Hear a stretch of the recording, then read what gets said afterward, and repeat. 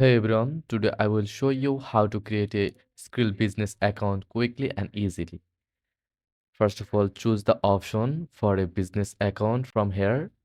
This is important because it unlocks tools tailored for businesses. After that, click on the registration button at the top right corner. Now, enter your business name, email address, and select your country.